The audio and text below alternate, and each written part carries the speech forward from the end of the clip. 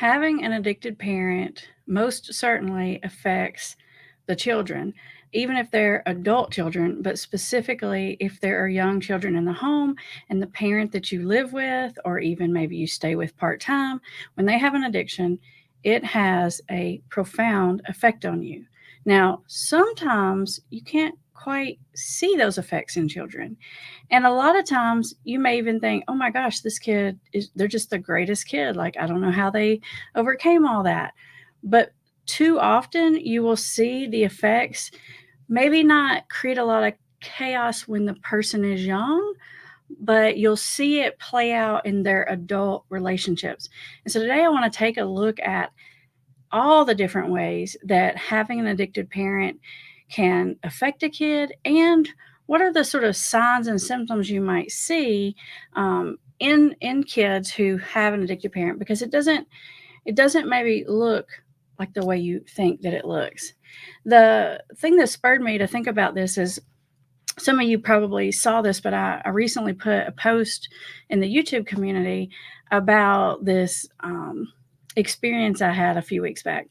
I was riding in the car with my son, and he's in this phase where we like to listen to music. We like to like car sing and car dance, and it's really kind of fun. And since he's almost a teenager, I'll take any moment that I can get where he's like connected and having fun. So we're singing, and he's in a country music phase, so he likes country music. We're listening to that. Well, it's an old song, but a new version. That song, "Fast Car." I don't know if any of you guys have ever heard of it, but near the beginning of the song, there's a line in the song that says, basically, my dad lived in a bottle, my mom left him. I mean, I'm paraphrasing here, but essentially, my mom left him, and I quit school to take care of my dad. Of course, in the song, it says a lot better than that. But so I looked at my son and I said, "Do you know what that means, lives in a bottle?" And he said, "What?" And I said, "Well, it means that his dad's alcoholic." And he said, "Oh." And then I don't know why he always does this. He just does this with everything and say, "What if I did that?" He's always done that. But he said, "What if I did that?" And before I could think about it, before I could even like process it and think, what's a good answer right here, out of my mouth, very quickly I said, "Over my dead body." Only I said it more sassy than that, like I meant it. And it was one of those moments where you like shock yourself. You're like, "Oh."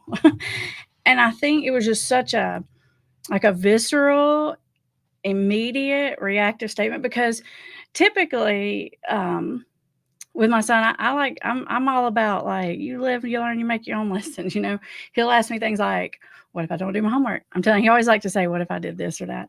What if I don't do my homework?" I said, "I don't know. It's between you and your teachers. What if you told me to do something and I didn't do it?" And he's always asking me that, and I'm like, "Well, you'd lose my trust." Well, what does that mean? And so I'm very much in, whenever possible, except in some kind of major safety situation, I'm like, "Hey, man, it's your choice. If you make that choice, then you get the natural consequences." Not so much in the you're going to get a punishment. I really try hard to stay away from punishments, the groundings. I'm going to take this away from you and that away from you. I'm sure at some point I may have to get there, but so far I haven't really had to do a lot of that, because I'm kind of the belief that punishment just makes the person mad at you and they don't really learn the lesson. So I like to let the world teach the lessons whenever possible. Anyways, he says, I say that really quick, and he says, "Why?" And I didn't even really have a good response for him.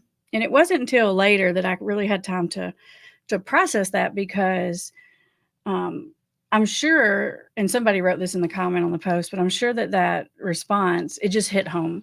I grew up in an addicted household, and I'll talk a little bit about that with you guys, but it hit really close to home. And I think being so sort of acutely aware of how growing up in an addicted home impacts you, I'm a lot more aware of it now than I was as a kid. I really didn't even realize I grew up in an addicted home as a kid. I know that's crazy. That's a story for another day. But looking back on it now, being able to see through adult eyes all the impacts and implications of that, it definitely has a strong impact. It impacts me still now today.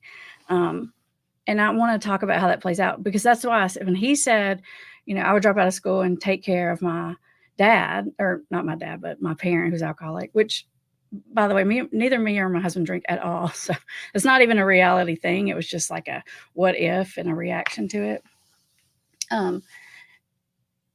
it made me really kind of dig in because you guys know I'm on here. I make all these videos every day. I'm on here talking about how to support someone with addicted loved one and how they can get better and how to stick with them. And I'm sticking with all that. I believe all that. However, I don't think that responsibility falls on the kid. Um, even if it's an adult kid. And I know I'm going to get some backlash from that, but I do think that the parent kid relationship is one of those relationships that really is kind of mostly one-sided. It's not a two-way street like friendships are or romantic relationships are or sibling relationships are. The parent in almost all situations is mostly give from the parent, right? And I think that's okay. I think that's the way that it's supposed to be. And a lot of people gave me, people gave some really interesting comments on there. Some were like, I totally get it. And some people were like, well, if you really believe it's a disease, then, if the parent had another disease, would you still say that? Another person made an interesting comment and they said, well, I think if a kid is willing to take care of their parent that way, it really says something that the parent must have been doing something right. And I want to kind of address those comments and thoughts because I did think they were interesting and they made me think a lot, actually. Some of you guys have seen my videos about whether or not I think addiction is a disease, and I don't quite put that label on it. I think it's an illness. I have a whole video on that. You can take a look at it, but it doesn't even matter because in my mind, my thought was, no, even if it was another illness, I don't care what the other illness was. I would not be cool with my kid quitting school and sort of putting their whole life on hold to take care of that parent, no matter what that illness was. And if that's why I said over my dead body, because I'm like, no, if I'm still alive, that's not going to happen. And I'm not super hossy like that with him in general. I mean, I'm kind of hossy, but I'm more hossy like, oh, that's on you. You got to take care of it. But in that situation, I'm like, no, no matter what the illness was, but especially if it was addiction, I don't think that's up to a kid to have to sacrifice their life to take care of it. And way too often that is exactly what happens. Maybe they don't quit school to like physically like nursing home their parent, but they do in fact put their life on hold, which we'll talk some about how that happens. But so my response to that comment about, well, if you think it's an illness or whatever, would you feel differently? I would not feel differently.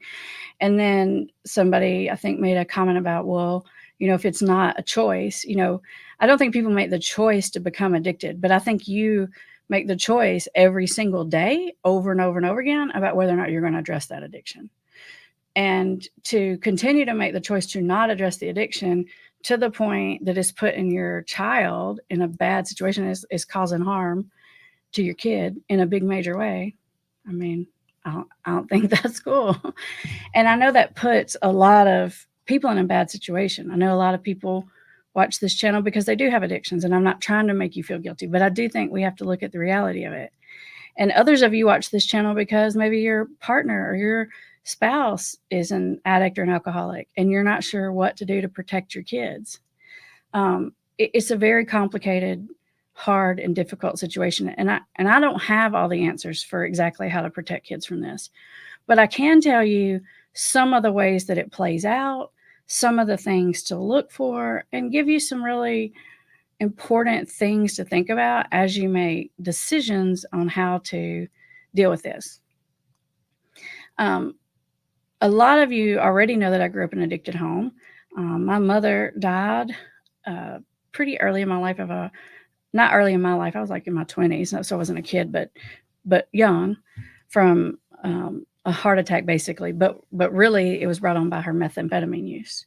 I have a sister who was an addict who did all those same things. Who, from the time she was older, half sister, and from the time I was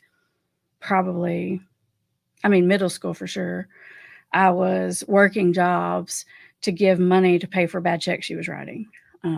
Because, you're young, you're like, I don't want nothing bad to happen to my sister.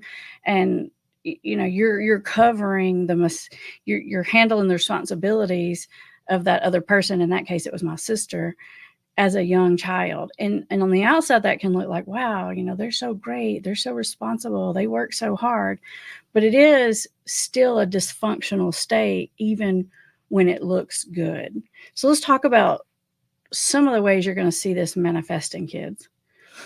In old school recovery, there used to be this talk.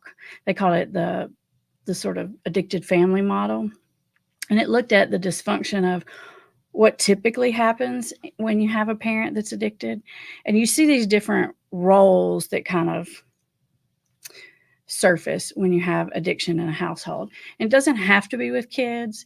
You'll see these roles kind of manifest in different ways, even if they're older kids or even young adults living in the house. But one of those roles will be the scapegoat. And this is the person in the family, usually a young person, but not necessarily, that's sort of always in trouble. They're always doing something wrong. Maybe the school's calling all the time. Maybe they're getting arrested. Maybe they're doing drugs or alcohol themselves, but they're always in trouble. It's like an acting out dysfunction. And that serves a purpose for the family. The purpose that it serves is to pull attention away from what the real issue is. And the real issue is you have an addicted parent. And if there are two parents in the home, then the issue is not only is the parent addicted, but the crazy dynamics that ensue between the addicted and the non-addicted parent. And it causes so much stress inside of a young person. Even if they don't even know what's going on, they can still sense that stress and that sense of like, I'm not okay, because we look to our parents for safety, basically, to say it's okay, and if they're not okay, then we don't feel okay. And a lot of times you will see acting out like that. It's the scapegoat role. And it can look like, oh, this is the bad kid. And then that deflects from all the arguing between the two parents. It deflects from, dad coming home drinking every night. It gives us something else to think about and focus on. That role is usually pretty easy to see, because it's problematic. Usually you getting phone calls, causing trouble, that kind of thing. But there are other roles that aren't so easy to see. Another role in an addictive family is called a lost child. And in that situation, the person is kind of quiet. They stay in the background. They don't make a lot of noise or drama. Maybe they're reading, maybe they're playing video games, maybe they're just minding their business, maybe they just stay gone all the time. But their way of managing it is to fall into the background, to try not to interact with it, to try to stay away from it and avoid it as much as possible, and to sort of fly under the radar, to not get any attention, to not cause any waves. Let me just stay back here. And that's the way that a lost child is sort of protecting themselves. You don't always see that as a dysfunction. You might see that as, oh my gosh, they're such a good student. They're always back there studying. Or, they're just introverted and they're quiet. They don't never causing trouble. They never get upset. They never throw a fit. They're just great, And we can validate that over and over because it looks like good behavior sometimes. Now, sometimes if it's like they're playing video games all the time, we might get upset with them because we say that's unhealthy for you. But other than that, they don't really cause a lot of waves or trouble. That's their MO, is to stay quiet and not call attention to themselves. Another family role that you see is a role called the mascot. And this is a way of deflecting all the negative, really uncomfortable tension in the house. The mascot is usually kind of funny or entertaining or really cute. Maybe it's like the youngest kid in the house and they're just cute and they're just like a little performer. And it's a way of trying to get all the attention off of all these arguments and stresses and uncomfortableness and just be like, hey, let's just smile. Let's just everybody be happy. Let's just get along. It's kind of like a little entertainer role. And that gets a lot of attention. Sometimes it's negative attention because sometimes it can kind of turn into like a class clown kind of thing. But a lot of times it's just fun, cute, entertaining. It's easier to think about. And when kids are doing these things, they don't realize that that's why they're doing it. This is sort of a subconscious defense mechanism, coping kind of thing. People don't realize that, oh, I'm the family mascot, or I'm the scapegoat, or I'm the lost child. It's just happening. And you can see it over and over and over again in families. Another role that you will see that pops up a lot is called the family hero. And the family hero is usually the person in the family that seems to really have their head on straight. They're very productive. They're very responsible. You can count on them. Maybe they are always taking care of other people. Maybe they are like a super excellent student or a star athlete. And they that function in the family system is it creates a lot of sort of admiration. This is our star. This is our person that we're proud of, and that creates that kind of deflection from what's really going on in a household. And that role will for sure get validated and reinforced because it looks like, wow, they're really good. Wow, they always make the right decisions. You can always count on them. They always do their chores. They're the family hero. Looking back at my family, is probably I would fall somewhere probably in that vein. I can remember my sister Heather, she's 1 year younger than me. She would always be like, Amber, Amber, Amber, from those of you who are old enough, y'all remember the Brady Bunch. And Jan would say, Marsha, Marsha, Marsha. That's what she would say. Not really realizing it, but looking back, even for myself, it's like there's a need for somebody to be responsible. There's a need for somebody to be looking out for all these things. There's that, a subconscious feeling of pressure, like somebody has to do it, but also sort of a distraction for yourself. And, the way I describe it is it's almost like putting blinders on and being like, I'm just not going to pay attention to this. The whole world can fall apart around me, like literally walls burning down, whatever is happening around you, but I'm just focused. And in your mind, it's almost like a way of escaping it, not just in the moment, but this is how I'm going to get out of this mess. This is my ticket out. I'm going to go to school, or I'm going to get that scholarship and be an athlete, or whatever it is. It's the way out of the dysfunction. And it looks crazy healthy on the surface, but it really maybe isn't necessarily. Then you also have, of course, you have enablers in the family. And in some ways, all these roles are enabling because they're serving a purpose that deflects from the real issue in the house. The reason it's called dysfunction is because the word dysfunction means everybody's not getting their needs met. So when a family is functional, people pretty much get their needs met. But when you have one person in a family that has an addiction, they suck all the resources, the energy, the mood, everything goes into this person because they're not participating and contributing to the family in a way that they used to. And so it puts the family off balance. And that's why they used to call it the family mobile, like a baby mobile with the little, like stuffed animals or something on the end. If you pull one off and it gets lopsided, that's where that reference comes from. And so the dysfunction means people in the house are not getting their needs met. And it starts usually with the other parent not getting their needs met. So it's kind of like, not only just like you have an addictive parent, but then you have, maybe it's the mom or the dad, whoever the other parent is, they're definitely not getting their needs met from that marital relationship. And then that comes out dysfunctionally. Maybe they fight. Maybe they just enable. Maybe they're just covering for that person and they're trying to mediate all the time and cover everything up. And they're trying really hard to like keep everybody happy and make sure people on the outside don't know it and make sure it's not having so much impact. But that imbalance in that marital relationship, as much as anything, creeps down, and then those effects, it's kind of like a domino effect from down to everybody else. One of the really, really dysfunctional things that you see frequently happen in a situation like this is because the non-addictive parent isn't getting their needs met, they'll start getting their needs met in other dysfunctional ways. And one of those ways that happens far too often is that they'll pick one of the kids, maybe the hero kid or the lost child kid or, something like that. They'll start to overly enmesh with that kid and treat that kid like another adult. And Kim, who's one of our family counselors, she calls it emotional incest, which I feel like is a little strong. It's like, whoa, that's kind of a strong way to say it. But it's kind of true, right? It's like, because you don't have this adult to adult relationship with your partner, you start leaning on your kid as a friend and you start talking about the problems and you start sort of looking at them as a confidant, and it's too heavy and it is too much for that kid to have to be aware of and to have to deal with, because that kid then feels like they have to protect you. And they have to like make sure dad's okay, he's not drinking too much, and they have to make sure mom's feelings aren't getting hurt. And that puts a lot of pressure on the kid. In some ways, when that's happening, it feels really good because you feel like, wow, they really trust me, or I'm really grown up, or I must be really mature. So you kind of allow that kind of thing to happen. And maybe you're even sort of instigating it to some degree. I do talk to some people who, um, what will happen is the kid will become very, very parentified.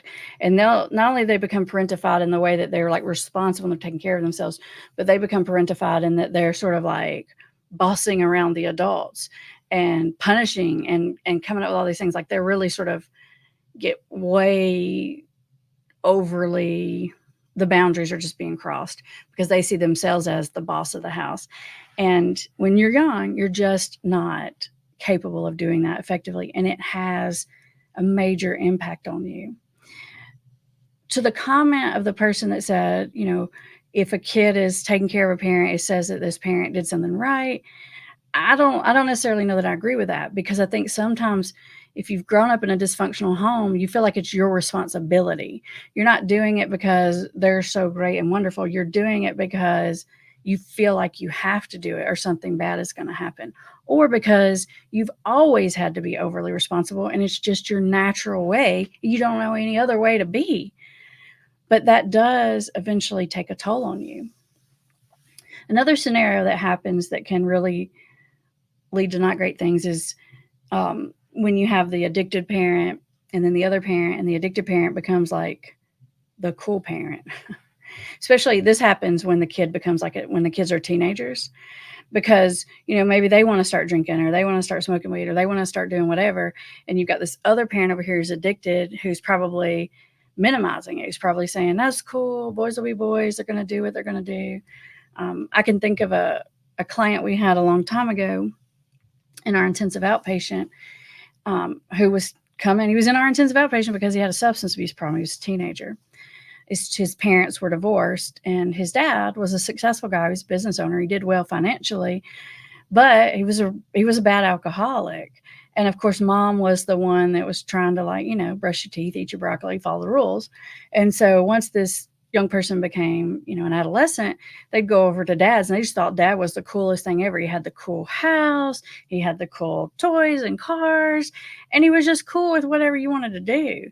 And that is so hard to compete with when you're dealing with a teenager. I mean, as that other parent, you really feel completely powerless. And in a lot of ways, you really are, because, an adolescent really just isn't old enough to see that that's not right and that that's pretty dysfunctional. When that young person gets older, they may look back on that and say, dude, I can't believe you let me do that. Like that was uncool. Like you should have been there to, because those repercussions then fall on that child as they grow up. Maybe they get addicted, maybe they drop out of school, maybe they make other bad choices because the parent isn't there. Kids are going to do what they're going to do, and you can't stop them from making bad choices. But if you're encouraging the bad choices and you're not even trying to stop the bad choices, then they may grow up later and feel resentful towards you. But they're not going to see it at the time. They're just going to see it like, oh my gosh, you're so cool, you're the best, which then further alienates the other parent. I mean, these are just some of the ways that the dysfunction comes out. We haven't even gotten into like abuse. We haven't even gotten into trauma. None of that super heavy stuff. This is just the surface level dynamics in an addicted, unhealthy family.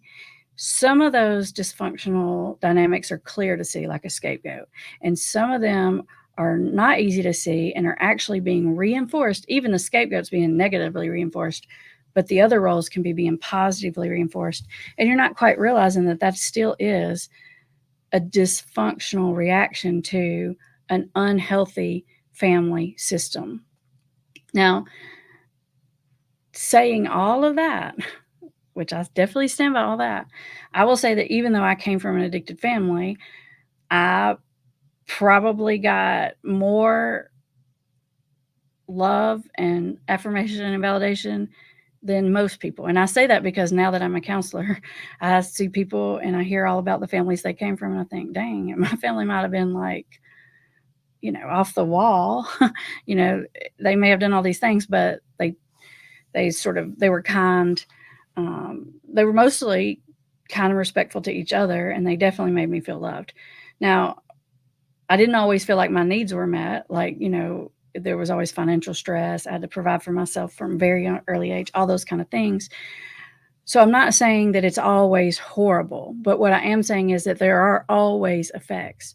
Some of the effects I feel like that I've gotten from growing up in an addicted household are actually gifts and are actually a lot of the reason why I can do the work that I do and why I understand things I understand. So I don't necessarily wish it never happened, because even though we get those negative parts of us, those parts of us that cause us trouble in our adulthood, we also, if we can allow it, it grows into some strengths. And so it's not always terrible. I'm not saying an addicted parent is a horrible parent in every way. I'm not saying if you're an addicted parent, you are abusing your child, like you're hitting them or saying terrible things to them. But in the very least, if you are an addicted parent, you are not meeting the needs of your addicted partner. And that dysfunction, because these two people are not getting their needs met, it will trickle down into some level of dysfunction into that household. And I don't care if the kid even knows that the substance use is happening. They may not even know it. Like I said before, I didn't even know it. I didn't even know it was happening for a long time. So I deal with a lot of people and they say, it doesn't really affect my kids. I just come home, like, I don't get mean. I don't get obnoxious. I don't like beat their mom. I get kind of sleepy and sometimes I go to sleep too early. I'll just sit in my recliner. I just drink my beer or whatever. But as that's happening, you can tell yourself, it's fine. I pay the bills. I'm providing a good living. So what if I'm sitting in my recliner when I get home and I'm just drinking my beer, watching my Netflix or my sports games or whatever? You're not bringing into the family what you need to bring into the family. And if nothing else, you're definitely not bringing it to your spouse. And that's going to create a lot of conflict between you and that spouse, which then is felt by the children in the house. I know that this is a really hard topic. It really can step on the toes of everybody in the situation, whether you're an addicted person, you're the spouse, you're the sibling, whatever it is. But I do think it is something that we have to talk about. And we have to realize that we need to, I know we realize that we need to look out for our kids, but sometimes we don't know how to look out for kids. And I think when you're in this situation, if you're the spouse, I know you didn't mean to be in this situation and there aren't any good answers, right? Because you're thinking, well, I could leave, but then they either don't have a parent or worse, then I'm having to send my kid every other weekend to their addicted parent's house. And I'm really scared about what's going to happen if I'm not there. So you really are stuck. And I get that. And it's a terrible, terrible place to be. But you can damage control it on some levels, right? And the best way I know to tell you to do that is it is okay to be respectful of each kid's reaction and needs in response to what's going on. Sometimes the kid is really upset and feels like the addicted parent is mean or nasty or it's not fair, and they're angry or they're upset and they may be acting out in that way. And it's easy to want to look at that kid and say, well, your mom loves you and she didn't really mean that. But that can be invalidating. In fact, that can be gaslighting the kid, because whatever happened maybe at the dinner table was completely uncool and out of bounds. And if you're trying to say, oh, dad is just tired, and it's really clear that the situation is not okay, then you're sort of reinforcing in the kid that they can't trust their own instincts about what's okay and what's not. And that will play out in their adult lives and in their other relationships as an adolescent and as an adult. So it's that balance of, you don't want to say too much to them. You don't want to be overly enmeshed with them so that you're putting the burden on them, but you also don't want to try and pretend like it's not happening or that it doesn't affect them or make them think that what they think they see is not what's happening, because that also causes a problem. A lot of people, I have people that ask me, well, what do I say to my kids when they bring it up? One thing I think you can do is I think you should go to your spouse, the addicted spouse, and you should say, hey, Johnny's asking me this. What do you want me to say? Because what happens is if you just go out there and say, well, your daddy, he's just a drunk, he's just a no good loser or whatever, then the addicted parent says, oh, you're splitting my kid against me. It's parental alienation, all the things. But that kind of puts some responsibility back on that. Hey, I don't want to turn your kid against you. I think they need you. You're really great mother, father, whatever it is, for the most regard, but this is becoming an issue and I don't know what to say. What do you think I should say? And then that makes that other parent have to sort of own the fact that the kid is noticing and the kid is saying something about it. Because most of the time, the addicted parent believes that the kid's only saying those things and they're only acting up because the other parent is putting it in their head. But that's not true. They can see what's happening. And this is particularly happens a lot when the addiction is alcohol, because the alcoholic doesn't realize how they acted last night. They don't even remember what happened. So they really do think that you're being crazy, that you're overreacting. They don't remember how they acted at the dinner table. So if little Mary's upset, then it must be because your mama's pitting you against me, that kind of thing. And that's a hard dynamic to get past. We are about to the point in our live where we're going to take some questions and some comments. Bree is back there behind the scenes. She is looking for the questions and the comments specifically that have to do with this topic. We will do those first to make sure that the questions that are on topic get answered first. And if we have time, we'll do some more. Before we get to those, I will tell you that there are more resources in the description. If you want to work with us somehow, there are all kinds of ways to work with us, and that's all in the description below. We did have an unexpected opening come up that's going to be up at the end of May for somebody to enroll in strengths-based recovery coaching. We thought we had all our spots filled, but one came open that we weren't expecting. And so if you want that, make sure to apply because it will get gone fast. And I think the next opening isn't till near the end of June. So it's there. If somebody wants it, you better grab it up. There's links for how to work with our family counselors. If you're the spouse and you're not sure what to do and you're trying to protect your kids and you need some advice, maybe you want to be in our family group coaching membership. You can ask questions to Kim and Campbell, or maybe you want a private session with Kim or Campbell, because these are hard decisions and there's no one right answer. And sometimes you have to think specifically through the dynamics of your situation to figure out what is the best way to support my addicted loved one, to try to get them help, but also protect myself and protect my kids. These are not easy questions to answer. All right, Bree. I know I'm going to get some hard questions today. I'm already nervous about it. Let's see. Can the mascot be a people pleaser? Yes, for sure. A lot of these roles can be people pleasers, like the hero can be a people pleaser. And I think this is a really good question, Nick, because it's one of those situations where it doesn't look like dysfunction. It looks like, oh, there's this great kid. They never cause any trouble. They're so nice. But really, there's this subconscious thought of there's not room for me to have problems. There's not room for me to ask for my needs to be met. There's not room or money for me to ask for something I need for school. So I just need to be really good and say whatever I need to say to make sure there's no fighting. So yes, for sure. People pleasing. Let's see. Joaquim says, I'm going to have to put my glasses on, Bree. You know I'm blind. I find in my family, my addicted loved one who wants to confide in the kids and lead on them. Yeah, that's a good point. I didn't mention that because I talked about very often it's the non-addicted parent that wants to confide in the kids, but you're right. It can happen with the addicted parent because, believe it or not, the addicted parent is just as mad and angry and resentful at the non-addicted parent as it is vice versa. And it's really bad when you have both parents coming to the kids and saying, your daddy, he's no good drunk, and then your mama, she's a controlling nag, whatever. That's too much to be putting on a kid. You should not be going to your kids with your adult problems. I'm a firm believer in that. All right, what else we got? Susan says, if I have a child that has an addiction, does that mean my child does not have their needs met? This is a really good question. If you have a child that has an addiction, it does not mean that as a parent, you did not meet their needs. Probably if they're far into addiction, they're probably not getting their needs met now because of their addiction. They're probably off kilter in some way. But I see people that have addictions that come from great families all the time, like really good families. Campbell, who's one of our parent counselors here, she had 2 kids that went through this. And let me tell you, Campbell's probably Campbell's like feeding them organic food, probably like knitting their baby booties, like doing all the stuff right, in a nice house, married to a good guy. it can happen in families. So I don't want you to say I'm saying that someone has an addiction because if it's your kid because you didn't meet their needs, because I'm not. So good question. I'm glad you asked that. Oh, let me say one more thing on that, Susan.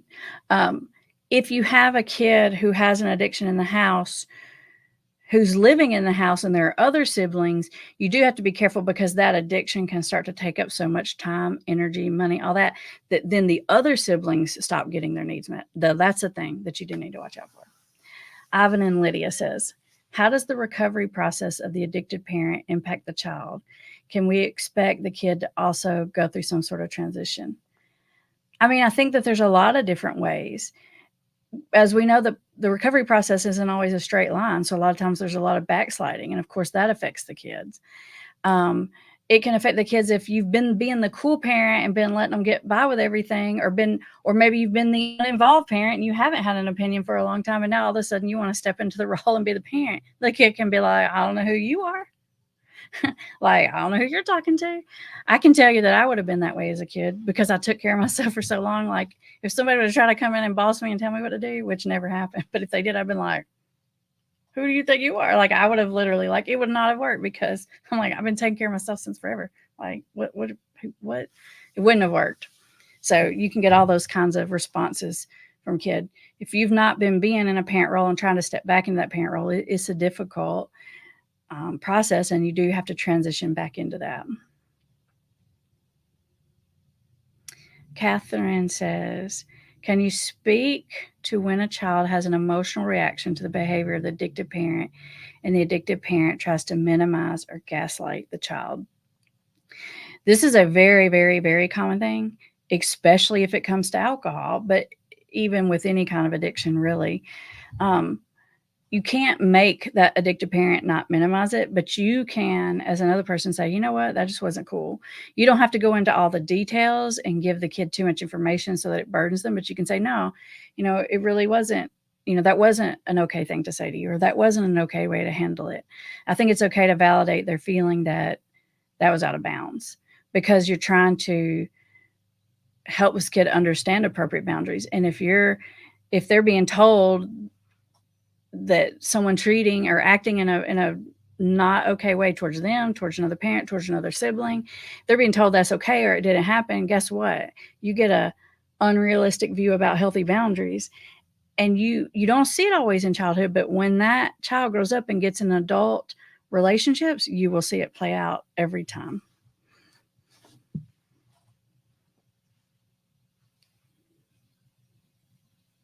Elizabeth says, yes, ending up with shared custody is a nightmare.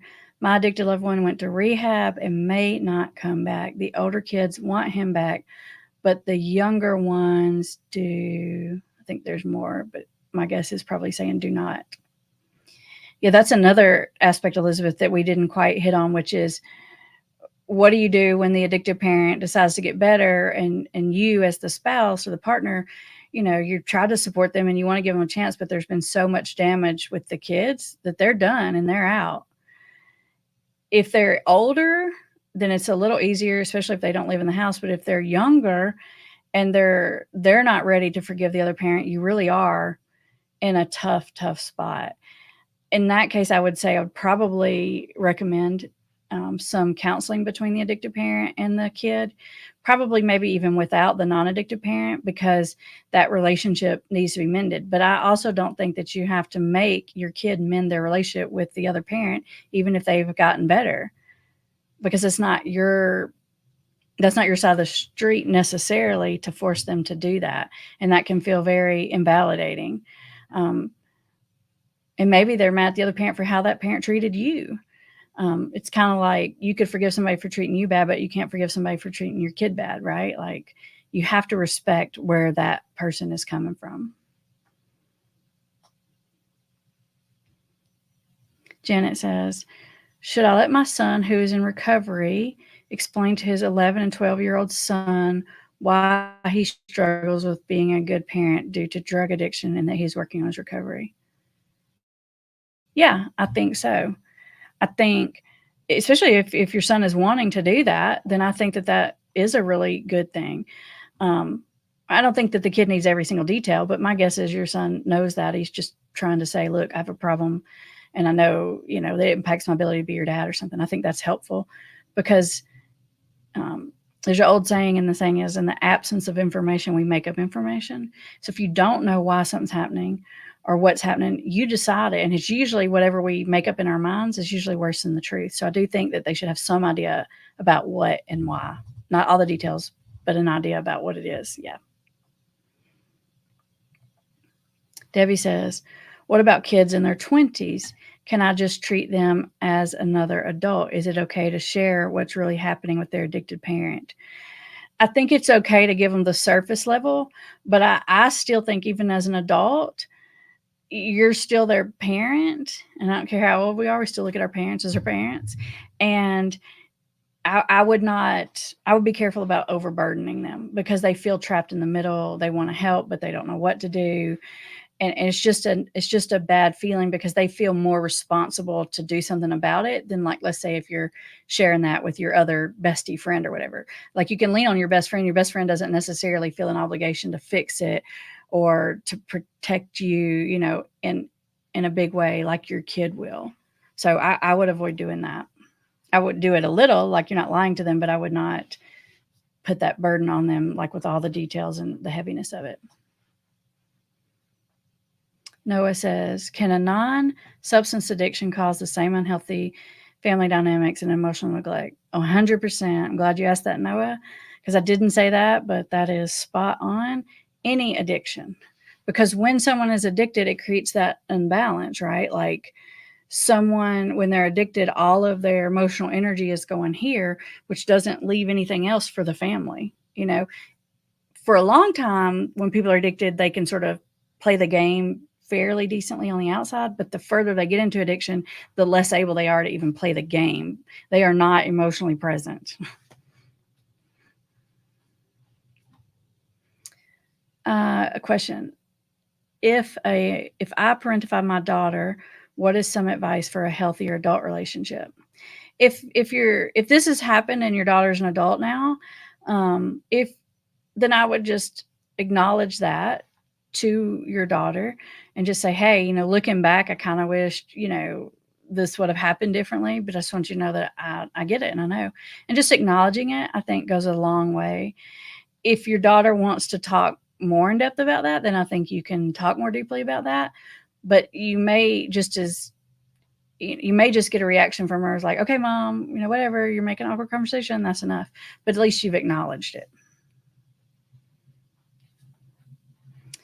Marijuana can destroy families too, but it's so decriminalized. Is weed a true addiction or not? 100%. Yes, it is addictive. I don't care what other people say. And I do have some videos. I have a whole playlist actually specifically on marijuana. And everybody wants to downplay the negative effects of marijuana, but it's ridiculous. I feel like you could have made a better argument for that before it started being legalized everywhere. I don't hear as many arguments for it's non-addictive and it doesn't cause problems, because these days people are not just using it, but like using it all day, every day in a vape, like they might use nicotine. And there's just no way to deny how problematic that is. But there's some videos about that. Nick says, do you have a recommendation on how to support a 13-year-old whose addicted parent lives on the streets but comes and goes? Is it too young to be honest with them about addiction? It's time to think more front. No, I think I think explaining to them that there is an addiction and the basics around addiction and what that means and maybe how that works needs to happen. At 13 years old, like I said, at that age, you're gonna have a storyline no matter what. Maybe that storyline is my parent doesn't even care about me. And, some kids a lot of times attribute things to themselves. It's that egocentric developmental stage. And they may think it's something about them or something that they didn't do or something. So, yeah, I would definitely give an explanation.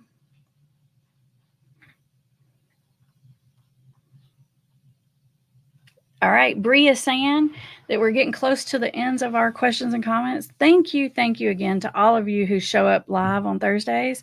I really appreciate you. It feels more like a conversation, which I think is awesome, and I love what you guys are contributing. If you're watching the playback, I'm glad you're here too. Feel free to leave your comments and questions and concerns in the comment section below. I always go back and read all of those. I hope you guys have a great day. If you need more help, there's more resources in the description. Bye, everybody.